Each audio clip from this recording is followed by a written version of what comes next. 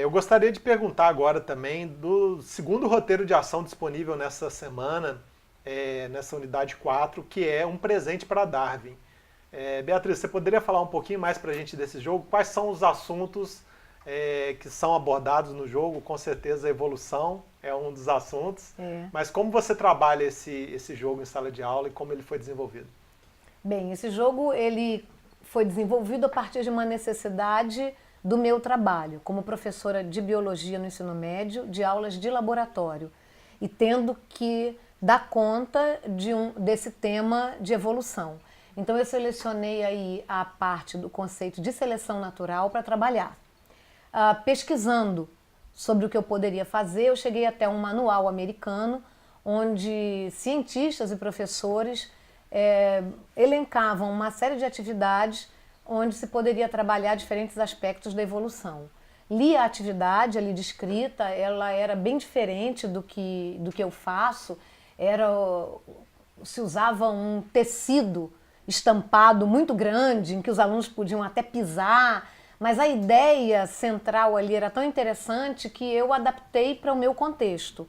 Então aqui eu já abro um parênteses para fazer um convite aos professores que entrarem em contato com o roteiro que a gente propõe, com aquele fazer e como fazer, para que eles leiam, estudem a maneira ali que é proposta, apliquem em sua sala de aula e transformem para o seu contexto. Então, o que é que eu tenho? Eu tenho um tabuleiro, que na verdade é um papel de presente, né? Esse papel de presente, ele tem que ser estampado, é preciso que eu tenha nesse papel cores variadas e formatos variados, e para cada papel que eu conseguir, eu vou adicionar os outros elementos do jogo adaptados. É um jogo feito para ser muito fácil de se obter, pode até ser montado com os alunos. Já me veio uma outra ideia de que se houver na escola aula de artes, da parte de artes visuais e artes plásticas, talvez os alunos possam montar esse tabuleiro em vez de usar um papel de presente. Então há uma porção de saídas aí. Né? A ideia é trabalhar a seleção natural, então eu tenho... Os alunos são organizados em grupos? Os alunos são organizados em grupo. Eu já tenho, nesse meu formato de trabalho, a turma dividida ao meio. Certo. E depois essa metade de turma ainda é dividida em grupos. Certo. Então, esse jogo, ele normalmente é jogado com 3 a 4 alunos. Certo.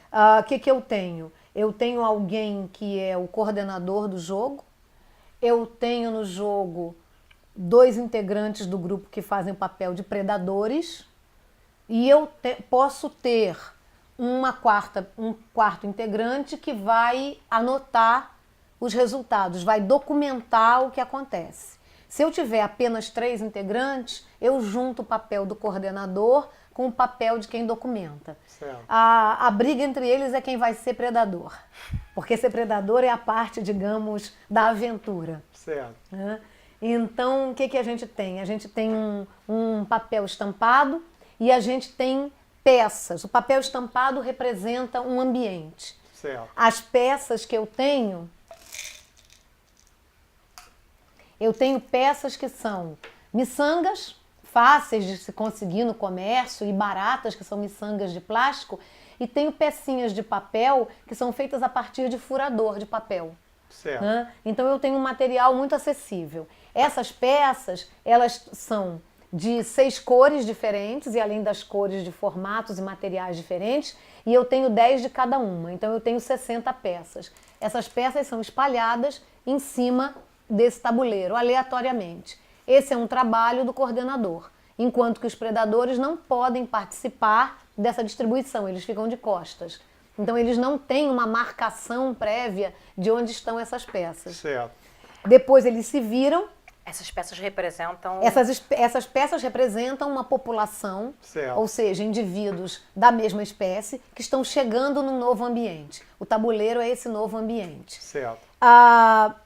O colorido representa todos todas as características desse ambiente que podem ajudar ou atrapalhar a sobrevivência dessa população. Certo. Então a gente Por começa... isso o papel de presente, Por que é isso- o tabuleiro, precisa ser um material bastante colorido. Exatamente, porque ali você vai ter então diferentes graus de umidade na atmosfera, você vai ter esconderijo, você vai ter área onde a população não consegue se esconder, você vai ter uma região com mais alimento, outra com menos. Nós vamos fazendo um elenco dessas características do ambiente que podem favorecer ou podem ser desfavoráveis à sobrevivência dessa população. Essa população está vindo de um local onde o alimento se tornou escasso. Então ela migrou e ela chegou nesse ambiente. Então ela tem uma conformação construída no ambiente onde ela se encontrava. Ela chega aqui com diferentes fenótipos, com uma Certo. certa variabilidade intraespecífica, uma variedade dentro da mesma espécie. Vamos ver como essa variedade vai se comportar nesse novo ambiente. Certo.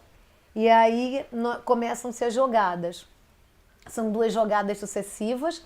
O predador tem que coletar a presa são as peças, os indivíduos da população, e ele coleta uma peça de cada vez.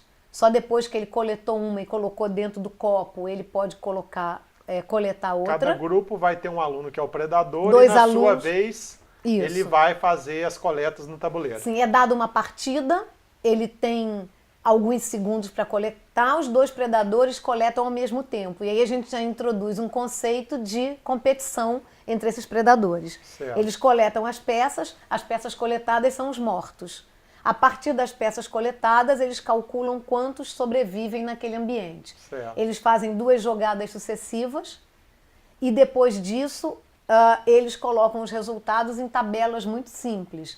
Quantos de cada cor iniciaram aquela jogada e quantos terminaram. Certo. Quantos morreram. E quantos morreram de cada cor. É separado por cor.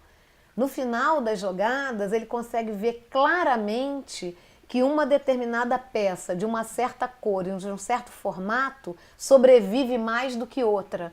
Ou seja, de que aquela seleção é um fenômeno que acontece com a população. Né? Você tem uma mudança da população ao longo do tempo. Influenciado pelo meio Influenciado ambiente, que é o pelo tabuleiro. ambiente e pelo que o predador enxerga e pelo que o predador consegue coletar. Nesse ambiente aqui, por exemplo, talvez ele colete muito mais facilmente uma peça branca, que é robusta, Certo.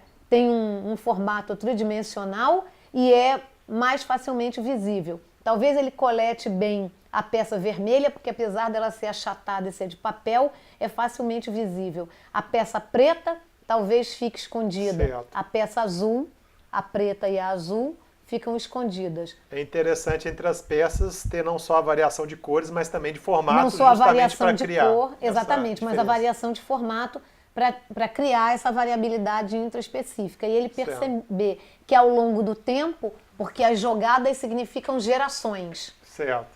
Então, ao longo do tempo, ele vê que essa população mudou. Se ao longo do tempo a população mudou, eu tenho evolução. Certo. A evolução não acontece com o indivíduo, acontece com a população. Certo. E a seleção natural é um mecanismo, uma maneira, né, pela qual essa população se modifica. Em sala de aula, eu costumo vivenciar 3 situações diferentes em relação ao jogo.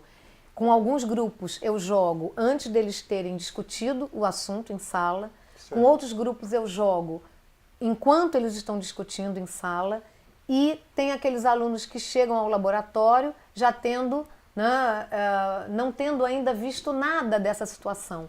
As 3 situações: jogar o jogo antes da discussão, jogar o jogo enquanto se discute o assunto e jogar o jogo depois que esse assunto já passou pela sala de aula, são favoráveis, são boas, porque em cada momento você pode trabalhar de uma certa maneira. Você introduz o assunto com um grupo, ou você em paralelo discute, ou depois, quando o aluno já entrou em contato e já tem as dúvidas, ele chega, aprofunda e tira as dúvidas. Certo. É muito interessante esse jogo, dele sai um desdobramento aonde o pequeno grupo que jogou tem que discutir entre si e depois a gente amplia essa discussão para todo aquele grupo que jogou.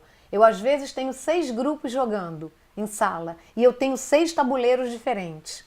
Então, eu tenho 6 situações diferentes onde eles podem trocar essas ideias. E depois dali, dessa discussão ampliada com todos que jogaram, aí vem o momento de documentar, responder as perguntas sobre o jogo e ampliar, entrando em contato com uma situação que eu trago normalmente de algum documento de divulgação científica, né, onde eles têm uma situação onde a seleção natural aparece, eles têm que identificar que situação é essa e explicar. Então a gente amplia para um aprofundamento do conceito de seleção natural. Certo.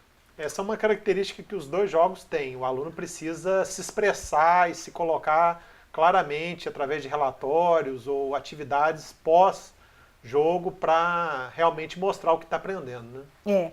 É muito importante um momento inicial onde o aluno fale. Primeiro ele fala com um grupo pequeno, o grupo com o qual ele jogou. Certo. Depois ele fala com os outros grupos, porque enquanto isso ele está se ouvindo e ouvindo os colegas, né? E é como Carol falou, a questão de você aprender fácil com o outro que está no mesmo nível ali de experiência que você.